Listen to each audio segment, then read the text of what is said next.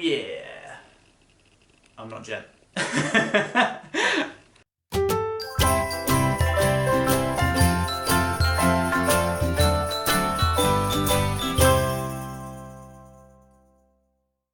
Hi everyone, and welcome back to the Colour Cave, where we like to play with art stuff. I'm Jamie Mitchell. I am the co-founder of Artful, the quarterly subscription box. And today, Jem wanted to ask me some questions, so I'm here to answer everything you've got, Jem. What do you have for me? Hi guys, Jem here. As you're aware now, we have the lovely Jamie Mitchell on the phone, who is the chief at Artful. So just for those of you that don't watch the unboxings, Artful is a quarterly art subscription box based here in the UK, and Jamie has kindly offered some of his time here so that we can grill him and ask him stuff and just generally be nosy. So hi Jamie, nice to speak to you. Hi, how are you doing? Just wanted to thank you for dedicating some of your very busy schedule to us today. I'm sure the cavers appreciate it as well. That's fine. We're on a, we're obviously phoning each other because we're not together. And I've already had someone try and ring me on my phone, so that's been fun. Hopefully that doesn't happen again. We'll be fine, it'll be alright, it'll be okay. Fine. Okay, so the first set of questions that I wanted to ask you is specifically surrounding Artful, because what you've done is kind of broken the mould with subscription boxes a little bit. So my first question to you is, why did you decide to do the Artful box in the first place? So I kind of latch on to ideas, and I've done that a lot during lockdown, but with Artful specifically, I've got an interest in art. So you'll have seen Jem, I know you've seen it, but I did the artwork for the second box. So it's my favourite. You like it? Oh, it's my favourite. Jack the Bear, I remember you being a fan. So I inherently have an interest in art, and I like new projects, so it's kind of just marrying those two things together. Okay. So what does your job actually entail? My job is all sorts of stuff. So it's not, we were talking about this a minute ago. Artful sits within Oh Dear, and Oh Dear, I don't know if you're familiar with it, but we specialise in greeting cards and stationery. So there's a lot of that going on at any one point anyway. So we built Oh Dear on the basis it would do those things. It also does giftware, and we collaborate with a lot of artists. So alongside that, we then have things like Paper Gang, which is our stationery subscription. We have Barry's Cactus Club, which focuses on plants, and we have Artful. So any one day can be completely different. And ordinarily, when I plan to spend my time doing something specific, I normally don't get to do that unless I literally lock the door. But it's a lot of things. So I'll be approving samples for things. We'll be testing, specifically with Artful. We're doing a lot of testing on new products.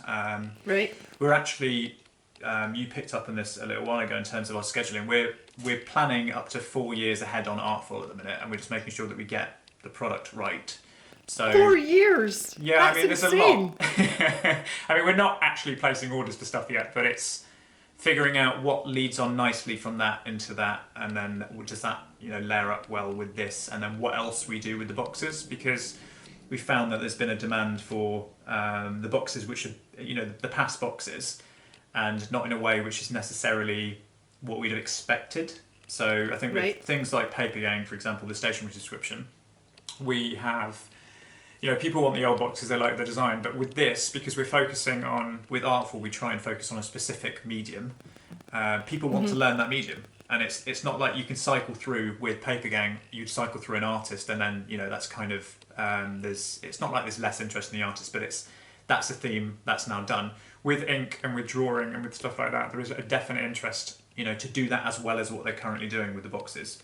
So we're addressing that at the minute as well. That's one thing I have to say that strikes me about the Artful boxes compared to some of the other subscription boxes that are available, and I think it is because you're in that quarterly time frame.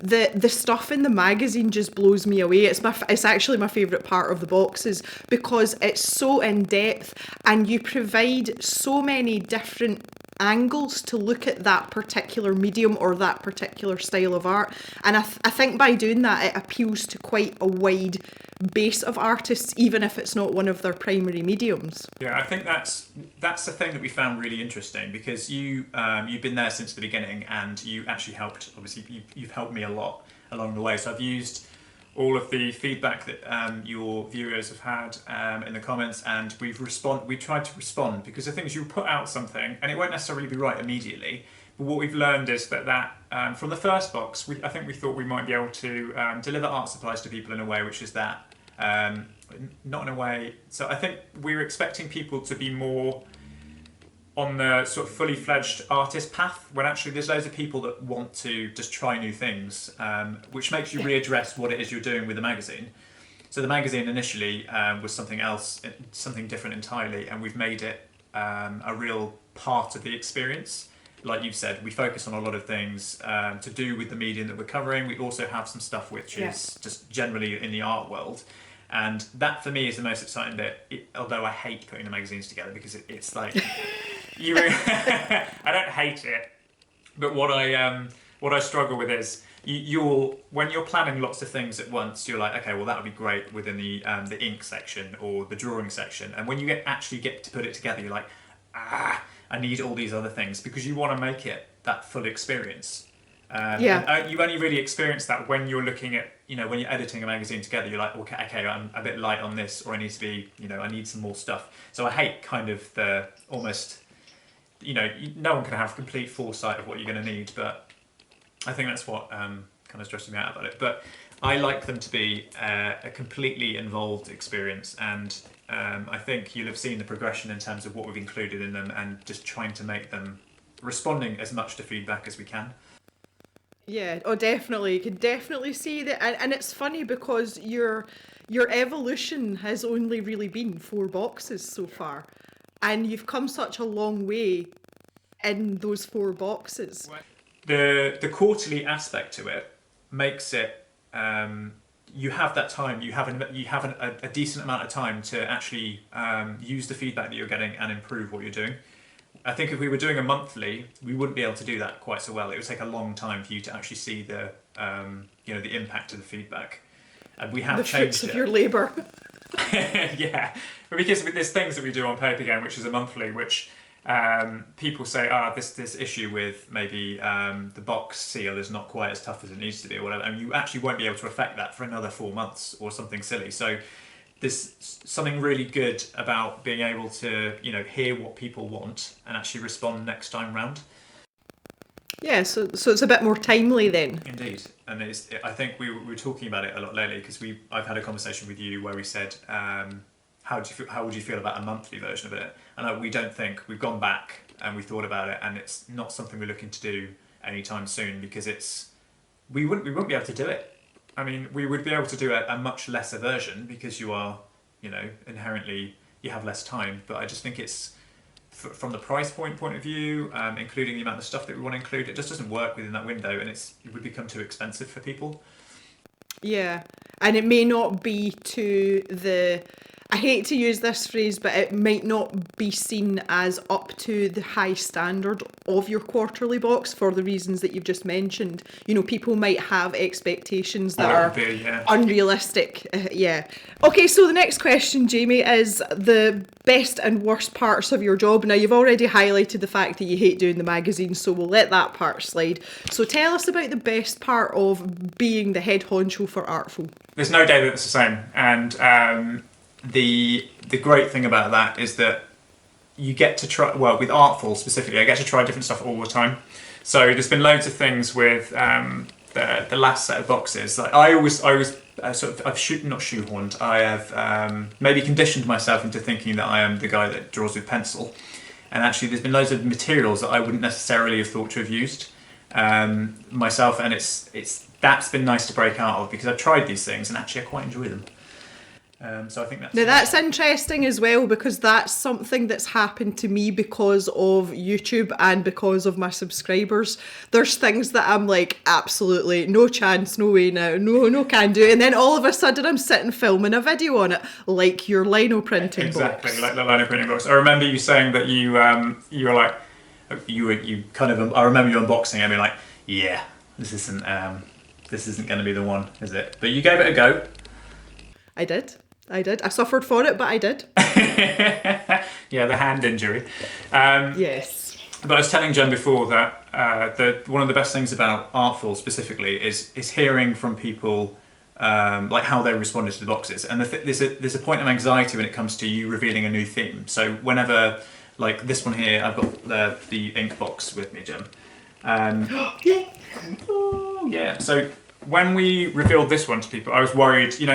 People really liked the lino box, and it was great because when people saw this one, they were really excited about this one too. And some of the feedback, there were some people that it's a bit of a humble brag, but I was saying to you that it's one of those things that I feel really proud about. And it's when it comes to creativity, it's something that you can you throw yourself into, and it maybe is not like you're aware, maybe you're just doing art for the love of it, and that is enough.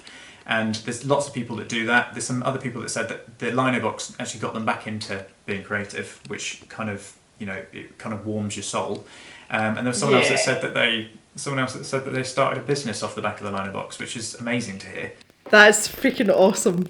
That really is. Because that's the thing that I love about the reason we wanted to include lino is the reproduction element. Because there is something you make your lino cutting, your print plate effectively. You can just keep going. So there's been a lot of people using it to make Christmas cards and things like that. And I like the variety of it not just being an assortment of pens or other things. It's like it's a different way of working. And that person saying that they started a business off the back of it, it's amazing.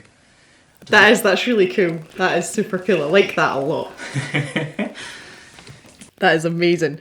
Okay, that's excellent. So in terms of, I know you've kind of touched on it already, but just to ask the official question, what do you see in the future for Artful?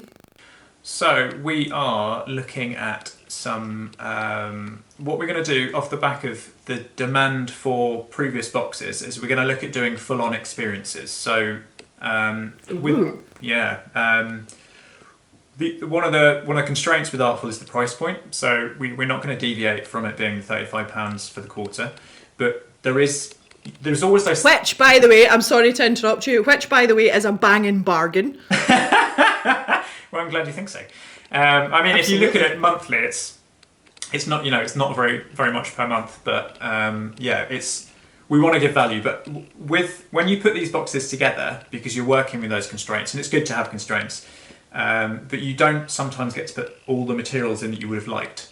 So, As an example, the lino box and probably the drawing box too, there are lots of things that we could have included, but we didn't. So we're going to do the standalone boxes, which will be the experiences that they've had before, and maybe it won't be people that have subscribed already, but there'll be people that wanted those boxes, and we'll do the full-on experience. So they're going to have varying price points because it will be respective of what's in them. Yeah. But that's kind of what we're looking to do, because I think that will give. I don't want to half-arse it, and I think that's been quite clear with our conversations, and what we said thus far. I want the boxes to be as good as they can be, and I think if you do, you can literally include what everyone's going to need to to get up and running with lino, and several colours and more lino and different brayers and things like that. I think. That to me is really interesting, and that's what we're going to look at doing more of. So each of the boxes going forward is going to have its own experience box after that. So like a Big Brother box. Exactly that, yeah.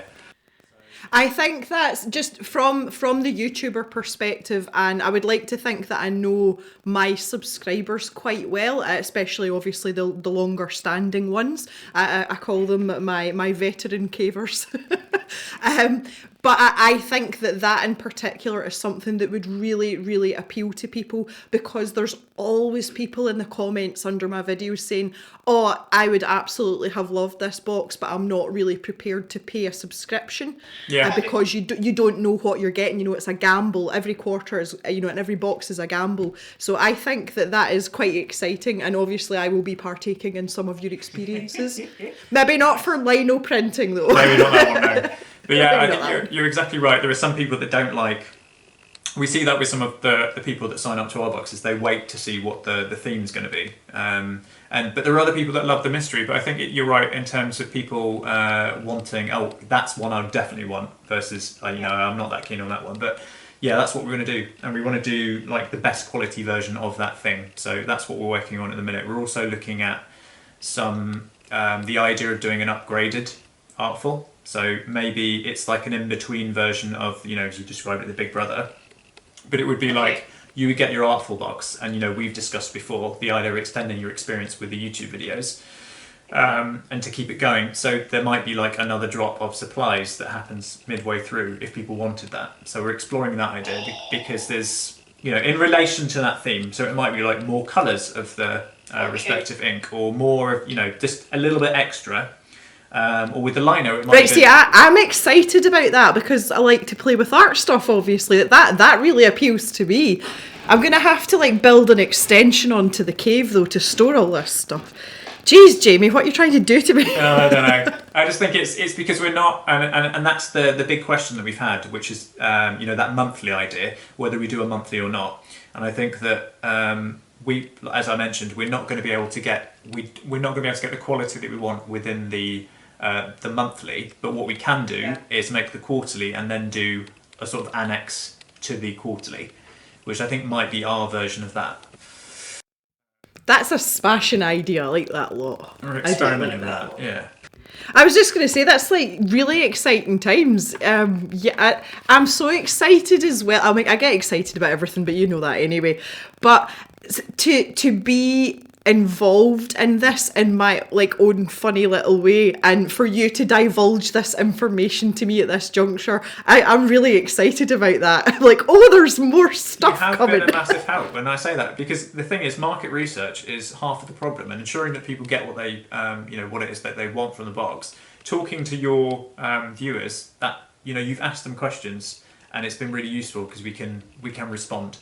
It's kind of invaluable, and the people that use it, you can kind of speculate as to what people are going to be doing with it, but I think actually hearing, their opinion on something. And I just want to touch on something as well. You mentioned that the magazine is the favourite part of the box. That is a big shocker, because initially we had a lot of pushback on that magazine. I know, but to be fair, and no disrespect, the first magazine was pants. It was pants compared to the one that you've just sent in the most recent box. Yeah, and say that that was definitely one that we didn't, in terms of knowing what we wanted it to be. We were still figuring it out, and hopefully we've done that. Absolutely. I think you've kind of assured me with that, but yeah, that's good. It's good to hear, because I think initially we're like, okay, people really don't want a magazine, and it's probably because we hadn't fully articulated, through what it is we'd outputted, what we had in mind, but. It's certainly gone that way. No, it's good. I really enjoy the magazine. Right, I'm going to move on now, and we're going to talk a little bit more about art in a personal sense for you. So could you give us a sort of abridged version of your art journey from when you started to where you are now? So I've been obsessed with art forever. It's been one of those things which I can't remember a time when I wasn't scribbling on something or using like sort of insane amounts of paper, like worrying amounts. It's a good thing that we plant trees as part of one of our subscriptions now, because I can make up for my misdeeds. My nan actually used to bring back reams of like fax paper from work. Oh yeah. Like with the teary strip down the side. It's amazing. Right, you're kind of giving away your age a bit there, Jamie. I mean, my nan used to bring back when she used to work, so it's, yeah. What happened after that? So I was obsessed with the idea of being a cartoonist, and then I thought, well, maybe, I think I grew up a bit, and I was probably like sort of 14, 15, I was like, it'd be great to work for Pixar. And then what ended up happening was, as you do, because it's great. And then what happened after that was I did double art and business studies at GCSE level or A level, and like you can see where I've landed, where I have. But after that I did architecture, and I absolutely loved architecture. So did you do a degree in architecture? I did a degree, but I only did I did the first 3 years, and then I did a year in industry. So it was, I did 4 years in total, but when I got to the fourth year, the year in industry, it's when I realised that all the fun stuff that came with the degree, you kind of get to work on what it is, what thread you want to pull on. That isn't there anymore, and that's probably, that's me as a 20-year-old wanting to do exactly what I wanted straight away. It was never going to happen, but I think the experience of the way that you were working was completely different to maybe what I'd imagined and it just didn't really align with that. So what happened after that was, in the evenings of that job, me and my partner Mark, we started a blog, which ended up becoming Oh Dear, which we then turned into a shop. So it very quickly became... The only intention of Oh Dear was basically to pay my rent, because Mark had a full-time job. So I was like, I'm going to set the shop up. Hopefully I'll be able to make enough to afford to just pay the rent for my part of the rent, and I'd be happy with that. And then at this point, we Oh Dear is a team of about 50 people. So it's come a long way since then, but I mentioned earlier, I'm obsessed with projects. That's one of the reasons it keeps growing, is because I've got that kind of, I have this That's hilarious. constant desire just to try new things and work on this and that, and it's probably something, It's just got out of hand. it has got out of hand. It's probably something clinical, Jen. So basically you're telling me that this Artful box that I have come to love is just the result of your over obsessive need for work and being able to pay your rent. I mean, that's brilliant. That's what happened. And my partner Mark is like, are you ever going to... That's so funny. He was like, can you imagine a point in life when you're going to be able to just sit and do nothing? And I'm like, probably not. Nah. I mean, it's not going to... What do you want to do that for? Like, people ask you, when are you going to retire? I'm like, I can't see myself retiring. That's me honestly saying, like, I can't see a point where I'm not going to want to just try... I might get, really obsessed with gardening or something, but it'll be something else to get obsessed with. Exactly. All you're doing is transferring the issue. You're not dealing with the root of the problem. I'm not really dealing with it now, am I? That's so good. Okay, so tell us about your favourite medium and a medium that you avoid at all costs. Oh dear. So my favourite is, and always has been, pencil. So I'm obsessed with using a mechanical pencil, and it's a combination of the monotone and also the mechanical specifically, because it's very precise and you don't have to keep sharpening it, and you kind of got a guaranteed result. So that's my favourite, or it has been. And what is my... I hate painting. I hate colour. How dare you? I know, right? This is shocking, but this is... I always used to... I'll put the caveat in there. I always used to hate painting, and I always used to hate colour, because I couldn't do it very well. Right. So it was like I couldn't... as I mentioned a minute ago, the monotone thing is really important to me, because if you're just dealing with it on a single... you're removing a couple of dimensions, really, aren't you? Because you don't have to think about how the colour changes across a thing. You're really just thinking about light hitting a shape, or light hitting fur, or something like that. It's just being, for me, it's being reductive with the amount of things that you have to think about, because it's quite, I like to get in with the details. So adding those other things in was just like, it blew my tiny little mind, basically. And how you deal with it, because I always think about what happens if the light's hitting it in this way and you're using another colour. Do you have to you know what I mean? There's just so many things. But I have recently kind of got into, I started doing watercolour as part of some of my Artful tests, and I actually don't hate it. So You actually I actually don't hate it. And the reason I don't hate watercolour is because you have that ability to kind of to put it down, and then if you don't like it, you can take it off. That's why I like watercolour. I see being able to lift paint is the best thing ever. Exactly. So I was doing some tutorials for the ink box, and I was like, oh, this is actually quite like watercolour, and then I realised it's not. No, definitely. You put it down, definitely. and as soon as you put it down, it's there. But yeah, that's been... I think watercolour probably was or paint generally was my nemesis, but it's one that I'm growing to kind of appreciate. Changing now. I'm glad it's changing. That's something that's quite strange, because that's a striking similarity between you and I. I often say on my videos that I'm happiest with a graphite pencil in my sketchbook. Like, that is me in my little zone, in my element, and it's what I get most pleasure from. And when I first tried watercolour, I hated it. And that video is on my channel. And when you actually first tried it? Yes. I tried to follow a tutorial in a magazine, And let's just say there was a lot of editing because I had to edit out all the swear words that were coming out my mouth because I was so frustrated. And yet now I really enjoy watercolour. So yeah, okay, I'm totally with you on that one. Okay, a bit more of a fun question. What's the strangest thing you've ever drawn? Oh, okay. I don't think I've ever drawn anything that weird. Come on. I've got one of my favourite drawings is behind me at the minute. It's a picture of a guy with a snake on his face. It's not that weird, but I quite like it. But there's nothing. It tends to be animal based. I went through a phase of using there's a combination of materials which I quite liked. I started drawing on the back of mirrors. Okay. So what I do, this is different, but it's kind of, I guess it's kind of drawing. I'd put down I'd get a sheet of glass and then I'd spray it so it became a mirror, and then I'd basically etch away at the back of the mirror with, basically scrape the paint off, and then behind that you'd put a black or a coloured surface, and then that becomes your drawing. I think that's probably quite weird. That's so cool! Can we have an Artful box with that in, please? Just shipping out sheets of glass. I'm sure you could find a plastic alternative. I'm sure we could, yeah. We could. Right, there you go. There's your next mission. You can obsess with that. But no, that sounds really cool, actually. What is the best piece of art advice you've ever been given? It's a good question, isn't it?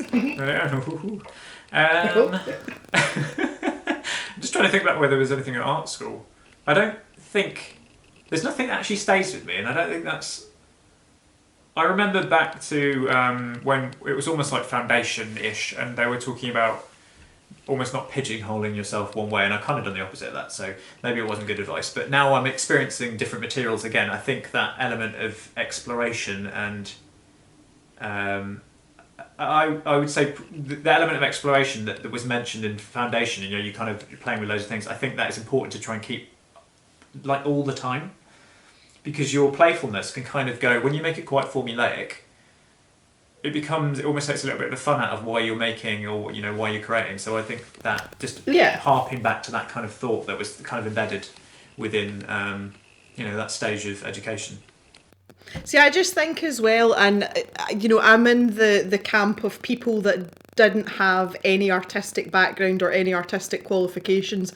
I started drawing 3 years ago because my dog died, So because of that though, and like my whole channel is based around that exploration that you're talking about, and not taking it seriously, just, I wonder what this does, I wonder what happens if we do this, let's try mixing this with this, this is a new thing, let's have a go at that.